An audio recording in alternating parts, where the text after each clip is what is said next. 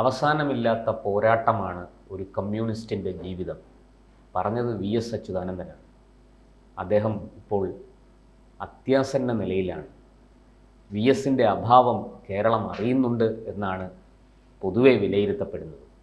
എന്താണ് സാർ ഈ അവസാനമില്ലാത്ത പോരാട്ടത്തിന് ഇനിയും VSന് ഒരു അവസരം കിട്ടുമോ? ഈ തിരുവനന്തപുരത്തെ ഒരു സ്വകാര്യ ആശുപത്രിയിലെ തീവ്ര പരിചരണ വിഭാഗത്തിലാണ് VS പ്രവേശിപ്പിച്ചിരിക്കുന്നത്. അദ്ദേഹം എൻ്റെ ഒരു നിശബ്ദത വല്ലാതെ കേരളത്തിൽ അനുഭവപ്പെടുന്നുണ്ട് കേട്ടോ. 2020 മുതലാണ് VS ഇല്ലാത്ത കേരളം. 2020 മുതലാണ് ആ നിശബ്ദത ഉണ്ടായിരിക്കുന്നത്. അതിനു മുമ്പൊക്കെ അദ്ദേഹം സമരം തന്നെ ജീവിതം എന്നാണ് അദ്ദേഹത്തിൻ്റെ പോളിസി. ഒരു പുസ്തകവുമുണ്ട്, സമരം തന്നെ ജീവിതമെന്ന്, PK പ്രകാശ് എഴുതിയിരിക്കുന്ന. അദ്ദേഹം പല സമരവുമില്ലേ അദ്ദേഹത്തിൻ്റെത്.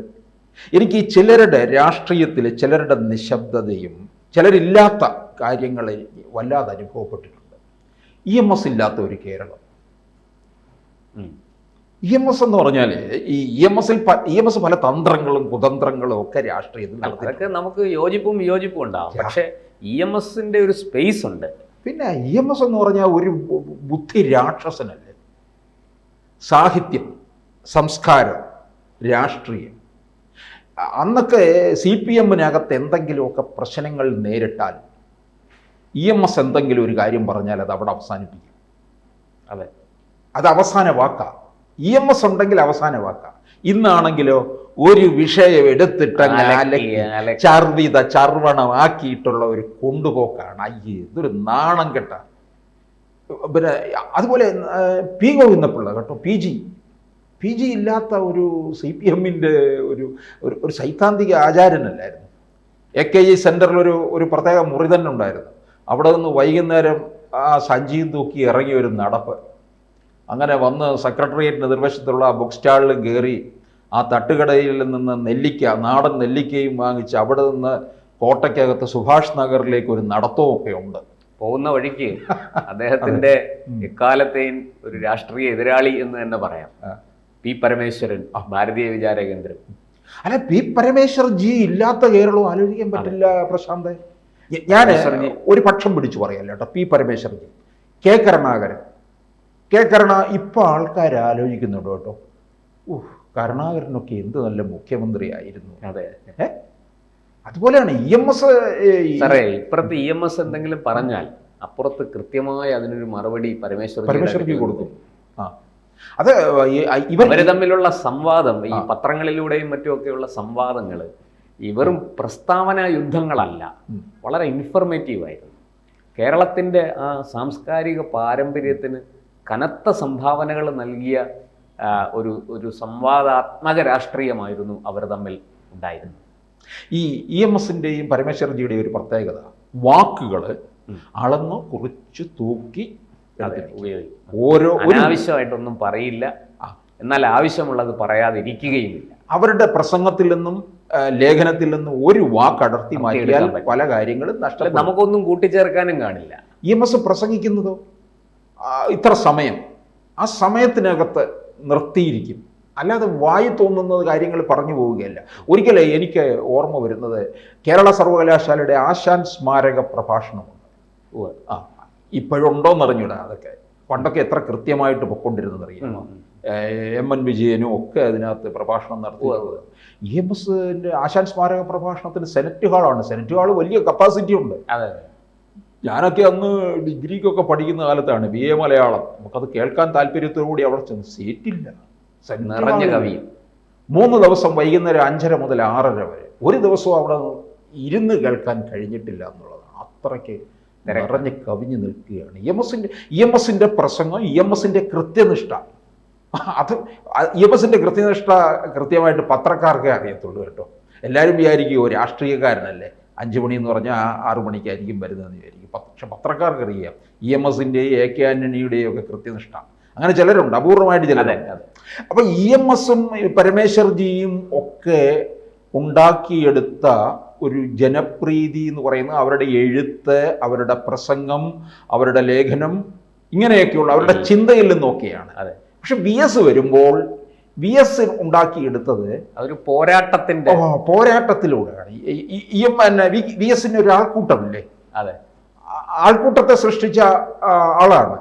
ഞാൻ 2016 തെരഞ്ഞെടുപ്പ് സമയത്ത് ഞാൻ കേരളത്തിലെ 140 മണ്ഡലങ്ങളിലും സഞ്ചരിച്ചു. ആ ഇടുക്കി ഭാഗത്ത് ചെന്നപ്പോൾ വി എസ് അങ്ങനെ ജ്വലിച്ച് നിൽക്കുന്ന സമയമാണ്.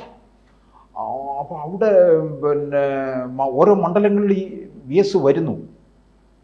ഇടുക്കിയുടെ പല ഭാഗങ്ങളിലും ദൂരെ നിന്നൊക്കെ ആൾക്കാർ ഈ CPM എന്നുള്ള പാർട്ടിക്കകത്തുള്ളതല്ല, മറ്റെല്ലാ പാർട്ടികളിലൊക്കെ ഉള്ളവർ ഒഴുകുകയാണ് കേട്ടോ.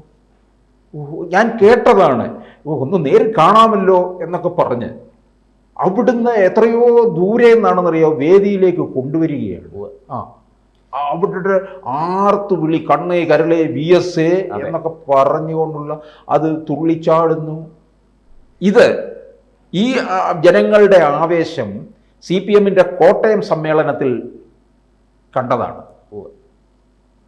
ആ പാർട്ടി സംസ്ഥാന സമ്മേളനത്തിൽ അതെ വി എസ് പ്രസംഗിച്ച് കഴിഞ്ഞിട്ടും ആവേശം തീരുന്നില്ല അണികളുടെ.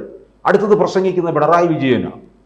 അദ്ദേഹം അറിയാമല്ലോ, ആകെ അങ്ങ് മനസ്സ് കലുഷിതമായി അങ്ങ് ആ അസഹിഷ്ണുത ഇത്രത്തോളം നിറഞ്ഞു വന്ന ഒരാളെ നമ്മൾ കണ്ടിട്ടില്ല എന്നുള്ളതാണ്. അത് എഴുന്നേറ്റ് ഇങ്ങോട്ട് വന്നിട്ട് പറഞ്ഞു, ഇത് ഉഷാ ഉതുപ്പിന്റെ ഗാനമേള നടക്കുന്നിടമല്ല, അവിടെയാണല്ലോ ഈ ആടിപ്പാടുന്നതെന്നുള്ള മട്ടില്ലേ. കള്ള് കുടിച്ചിട്ടുണ്ടെങ്കിൽ അത് വയറ്റി കിടക്കണം. അന്ന് ശക്തമായ മഴയും ഉണ്ടായിരുന്നു കേട്ടോ. അദ്ദേഹത്തിന് സഹിക്കാൻ പറ്റുന്നില്ല വി എസിന് കിട്ടുന്ന ഒരു അംഗീകാരം. ഇത് ഞാൻ ചോദിച്ചോട്ടെ, ഈ EMS കിട്ടിക്കൊണ്ടിരുന്നതാണ്. ഇദ്ദേഹം ഇത് മുഴുവൻ ഇത്തരത്തിലുള്ള ഈ പിണറായി ഉണ്ടാക്കിയെടുത്തിട്ടുള്ള വിചാരിക്കുന്നത് അദ്ദേഹത്തിന് വലിയ ജനപിന്തുണ ഉണ്ടെന്ന്. അത് അദ്ദേഹത്തിന്റെ കുറെ സിൽബന്ധികൾ ഭയത്തിൽ നിന്ന് ജനിക്കുന്ന അത്രയേ ഉള്ളൂ, മറ്റേ സ്നേഹത്തിൽ നിന്ന് ജനിച്ചതാണ്. ഇവിടെ തെരഞ്ഞെടുപ്പ് കാലത്തൊക്കെ EMS പ്രസംഗം ഉണ്ടാവും പുത്തിരിക്കണ്ടം മൈതാനിയിൽ. വലിയ ജനക്കൂട്ടം കേട്ടോ, എല്ലാ ആൾക്കാരും, എതിരാളികൾ പോലും വരും കേൾക്കാൻ. എന്നിട്ട് അവിടെ നിന്ന് അങ്ങോട്ടേക്ക് EMS ഇവിടെ നിന്ന് അടുത്ത് പോകുന്നത് ആറ്റിങ്ങൽ, ആറ്റിങ്ങലിൽ നിന്ന് പിന്നെ അടുത്തത് പോകുന്ന കൊല്ലത്താണ്. ഈ പ്രസംഗം 3 പ്രസംഗവും കേൾക്കാൻ പോയ ആൾക്കാരെ എനിക്കറിയാം. പിന്നാലെ പോകും, ബസ്സിൽ കയറിയോ സ്വന്തം വണ്ടിയിലോ തിരുവനന്തപുരത്ത് നിന്ന് ആറ്റിങ്ങലിൽ നിന്ന് കൊല്ലത്തും പോവുകയാണ്. കൊല്ലത്ത് ചെന്നപ്പോൾ ഒരു വേദിയിൽ ആവേശത്തിൽ കയറി ഒരു പ്രവർത്തകൻ കയറി, ഒരു സാധാരണ മനുഷ്യൻ, വളരെ ഇത്ര പ്രായമായ EMS കയറി അങ്ങ് കെട്ടിപ്പിടിച്ചു, അങ്ങ് പൊക്കിയെടുത്തെന്നാണ് പറഞ്ഞത്. പണ്ട് EMS വിളിച്ച മുദ്രാവാക്യങ്ങളൊക്കെ ഞാനിപ്പോഴും ഓർക്കുന്നുണ്ട് കേട്ടോ. എതിരാളികളെ നമ്മൾ ചെറുപ്പത്തിൽ EMS ഈയം പൂശി ഈയൽ പോലെ പറപ്പിക്കും എന്ന്, പിന്നെ അങ്ങനെ ഒരുപാട് മുദ്രാവാക്യങ്ങളൊക്കെ വളരെ ആക്ഷേപിച്ചുള്ള മുദ്രാവാക്യങ്ങൾ വരെയുണ്ട്. പിന്നെ അതുപോലെ നമുക്ക് വിട്ടുപോകുന്ന ഒരാള് EK നായനാരാണ്. ഇത്ര EK നായനാരുടെ പ്രസംഗം കേൾക്കാൻ ആരാ വരുന്നത് സദസ്സില്? കോൺഗ്രസ്സുകാരും ഉണ്ട്, BJPക്കാരും ഉണ്ട്, എല്ലാ മുസ്ലിം ലീഗും എല്ലാവരും ഉണ്ട്. ആ കയ്യിൽ ഒരു കെട്ട് പത്രവുമായിട്ടുള്ളൊരു വരവുണ്ട്, വേദിയിലുണ്ട്. അതെ. എന്നിട്ട് ഇടയ്ക്കിടയ്ക്കൊക്കെ ഇവിടെ രാവിലെ ഓൻ വായിച്ച കടലാസിൽ ഇതുണ്ട് കേട്ടോ എന്ന് പറഞ്ഞിട്ട് ഈ മനോരമയും ഹിന്ദുവും ഒക്കെ അങ്ങ് എടുത്തിട്ട് പറയും. പിന്നെ അദ്ദേഹത്തിൻ്റെ ജനപ്രീതി കിട്ടിയ ഒരു പ്രോഗ്രാമാണല്ലോ മുഖ്യമന്ത്രിയോട് ചോദിക്കും. ഈ ഫോൺ വെച്ചിട്ടൊക്കെ പറയുമോ, നമ്മുടെ ആളാ കേട്ടോ അവിടുത്തെ എന്നിട്ട് പറയാറുണ്ട്. പിന്നെ അതുപോലെ ഒരിക്കലേ പണ്ട് ദൂരദർശൻ മാത്രം ഉണ്ടായിരുന്നു. അപ്പോൾ ഒരു തെരഞ്ഞെടുപ്പ് സമയത്ത് അന്ന് പിന്നെ വെളിയിൽ നിന്ന് റിപ്പോർട്ട് ചെയ്യുന്നത് വളരെ അപൂർവമാണ്. അതൊക്കെ ഒരു വലിയ സംഭവമായിട്ടാണ് ആൾക്കാർ കാണുന്നത്. അപ്പോൾ അന്ന് EK നായനാരുടെ മുഖ്യമന്ത്രിയായിട്ടിരിക്കുന്ന അവസരത്തിൽ LDF പരാജയത്തിലേക്ക് പോകുന്നു. അപ്പോൾ ജോൺ ഉലഹന്നാനാണ് ദൂരദർശൻ പ്രതിനിധി. അദ്ദേഹവുമായിട്ട് സെക്രട്ടേറിയറ്റിൻ്റെ അവിടെ നിന്നുകൊണ്ട് സംസാരിക്കുന്നു. അത് കഴിഞ്ഞിട്ട് ഇതങ്ങ് റിപ്പോർട്ടർ ക്ലോസ് ചെയ്യുമല്ലോ. ഇനി സ്റ്റുഡിയോയിലേക്ക്. അപ്പം നായനാരോടനെ ഇനി സ്റ്റുഡിയോയിൽ വരണോ? ഇതൊക്കെ ഇത്തരത്തിലുള്ള തമാശകളും കാര്യങ്ങളും. അപ്പം നമ്മളെ ഇനി VS അച്യുതാനന്ദനിലേക്ക്, VS പ്രായാധിക്യത്തിൽ കഴിയുകയാണ്. പക്ഷേ അദ്ദേഹം ഇവിടുത്തെ ഇതെല്ലാം കണ്ട് അദ്ദേഹത്തിന് പ്രതികരിക്കണമെന്നൊക്കെ എപ്പോഴൊക്കെയോ തോന്നിയിട്ടുണ്ടാകും. ഇപ്പോഴത്തെ ഈ CPM ഈ പോക്ക് കണ്ടും ഒക്കെ. നിലമ്പൂർ ഫലം വന്നതിൻ്റെ അന്നാണ് അദ്ദേഹത്തെ തീവ്ര പരിചരണ വിഭാഗത്തിലേക്ക് പ്രവേശിപ്പിച്ചത്. എനിക്ക് തോന്നുന്നു സ്വരാജിനോട് എന്തെങ്കിലും പറയാൻ അദ്ദേഹം ഉയർത്തിയിട്ടുണ്ടാവും അല്ലേ? സ്വരാജാണ് അദ്ദേഹത്തെ ക്യാപിറ്റൽ പണിഷ്മെന്റ്. ഒന്ന് ആലോചിച്ച് നോക്ക്. അതിന് തക്ക മറുപടിയും വി എസ് കൊടുത്തു എന്നുള്ളതാണ്. അപ്പോൾ ഈ വി എസിൻ്റെ നിശബ്ദത നമ്മളെ ഒക്കെ തന്നെ കേരള രാഷ്ട്രീയത്തിൽ വല്ലാത്തൊരു ശൂന്യത സൃഷ്ടിക്കുന്നു. ഒരു വലിയ വിടവാണത്. കൂടുതൽ വാർത്തകളും വിശേഷങ്ങളും നിങ്ങളിലേക്ക് എത്താൻ ABC മലയാളം സബ്സ്ക്രൈബ് ചെയ്യുക, ബെൽ ബട്ടണും അമർത്തുക.